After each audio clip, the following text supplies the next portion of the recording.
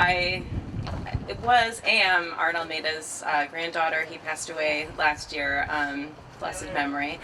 And as many of you know, he was a working class historian here in San Pedro. He was so proud to be from San Pedro, and one of the things that made him so proud to be from San Pedro was the labor movement, which was, I think, kind of the passion of his life, other than his family, of course. I grew up hearing stories about the IWW, the Wobblies, and honestly, as a kid, I thought it was pretty boring. But when I got a little bit older and started getting kind of like politicized in like my high school years, I would, start talking about politics, and he would say, "You sound like a Wobbly, you sound like a Wobbly," and I was like, "Whatever, Grandpa." But he was right, and he and I actually joined the IWW on the same day at Liberty Hill. I wish I remembered what year it was. It was many, many moons ago. And I'm trying to kind of like keep that memory alive in the family. But I am a new mom. Wave, Aura, and say hi to everyone.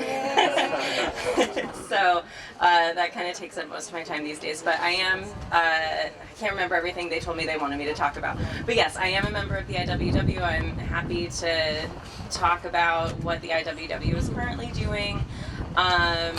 Yeah. Did you guys want me to cover anything else? That's it. Well, we're gonna.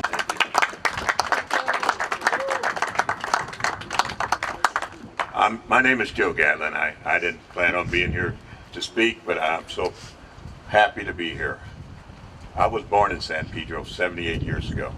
I've had family here since 1916. Most of our family came from Louisiana and Arkansas. My father came here in 1941 to work on the waterfront during World War II. But one of the reasons him and most of his family came here, because the Klan had burned their farm every year. And he said, "I'll never go back to Arkansas." So when they came to San Pedro, it was like a dream. We had families in the hundreds. In fact, I have over 300 family members still living in the community. This was was like a dream being here. They got to work on the waterfront. Instead of making a few dollars an hour, they made great wages. It was truly a dream. I was privileged enough to go to high school with Dave Arian. Again, a dream. 1997, I started doing Juneteenth celebrations, celebrating our Day of Freedom. And I can't tell you the support I received from the entire community. My co-founder for my NAACP, where I'm the founder, is John Papadakis. This was family for us here. Though we were always a minority, we found that San Pedro was a place where not only we could flourish, but we were treated very fairly. Yes, we knew that there were places we couldn't move when we first got here because of the Klan. We knew they were here and we had the problems. But this was the first place we had come to where we had jobs where we could work. We were treated fairly. When I was in high school in the 60s, I didn't even know what prejudice was, and that's a fact, until I got into the Army later, because I was cushioned and surrounded by family and friends here. San Pedro is a special place to me. I love it. I have 3 daughters. They stay and they won't leave it. But again, we know our history. We know that part of our family came here in 1916. The land that they bought, we still own it. We couldn't own that land in Arkansas and Louisiana. We still own it. I can tell you stories about the crosses that the Klan burned on our lawn and the difficulties, but they were nothing compared to what we had left in the South. And because we had friends here, from the Slav community, the Italian community, the Greek community, we flourished here. And I want to thank all of you for coming out. But also we have to remember what happened here 100 years ago so it doesn't repeat itself. But thank you, San Pedro. I love it here.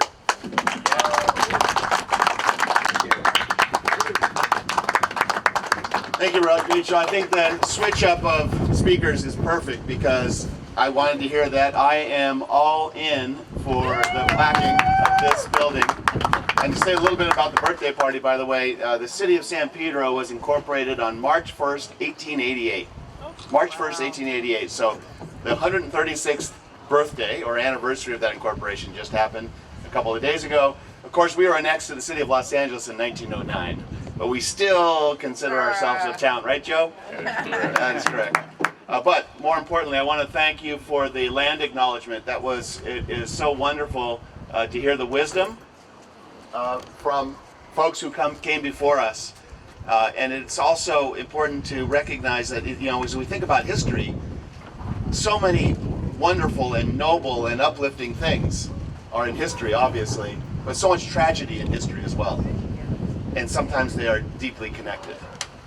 I mean, the history of the native peoples here in this lands, and then their subsequent history, as I'll say for my sake, my people came. So it's important for us to uplift the nobility of that history and also recognize the tragedy of our history. Same is true with the labor movement.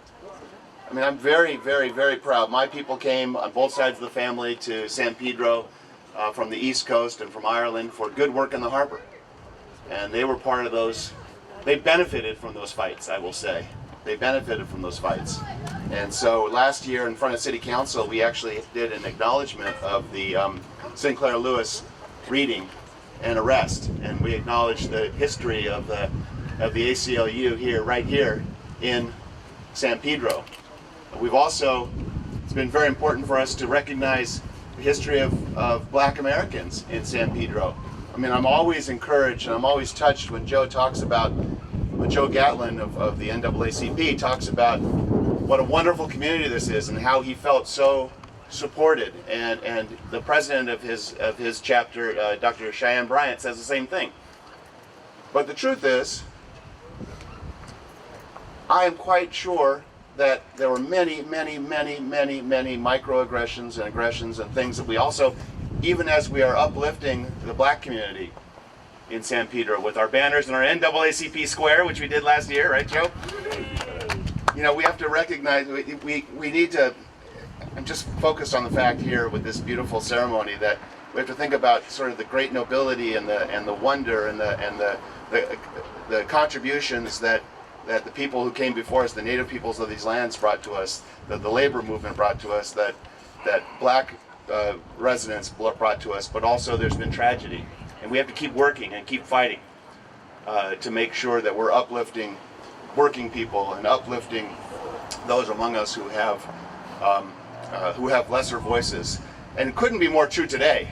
I mean, when we hear the charter of the Wobblies, where they talk about little folks and little folks getting crushed, that happens right here all the time. And you think about automation in the port, that is exactly that story.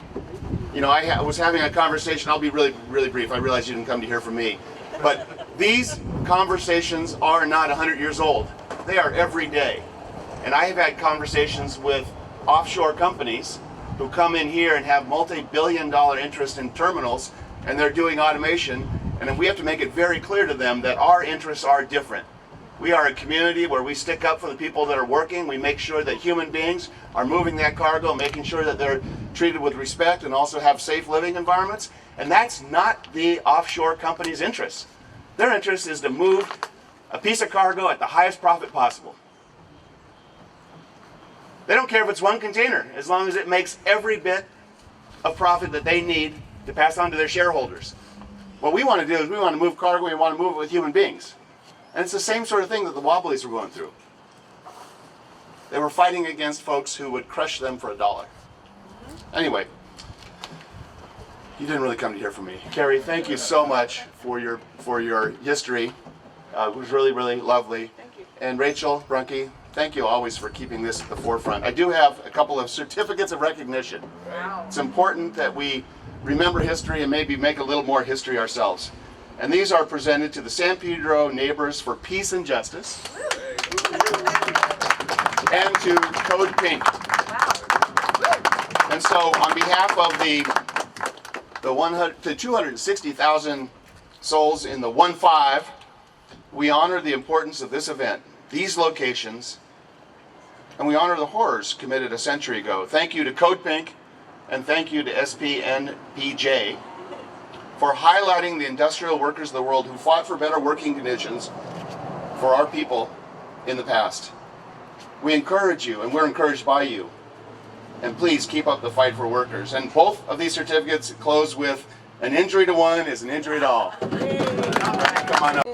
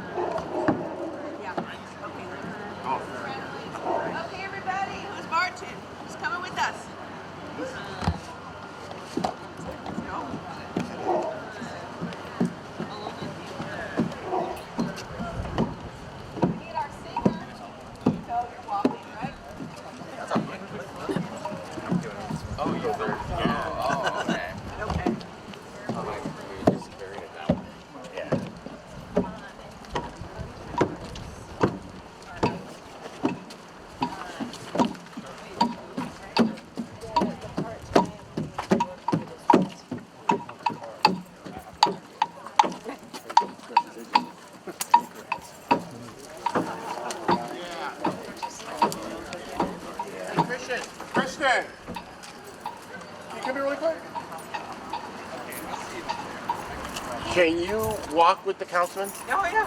And I'll take his car to the front then. Okay. All right. All right, I'll see you later.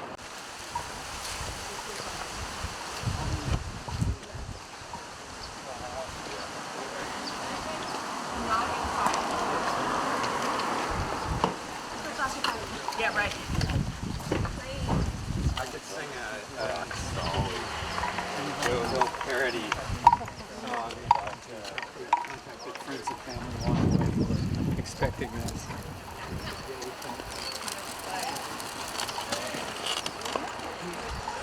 Rooms for ladies.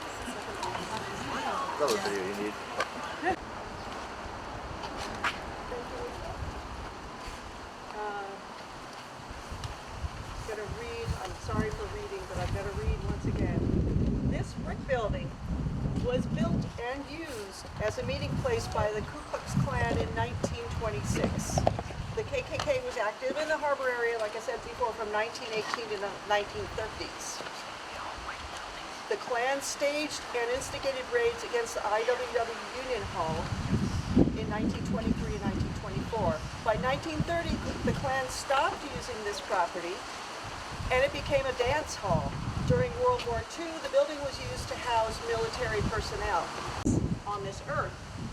Just give some of it up, turn it over to the community needs. It sounds like a radical idea again, but the Wobblies 100 years ago thinking all people, private property, all of that. It's all land and we all share the space. So, and just stunned that this could happen.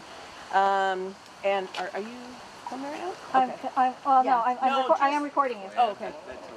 Against the Wobblies that needed to be done. So Carrie just showed me, Carrie knows, and she's somewhere. Carrie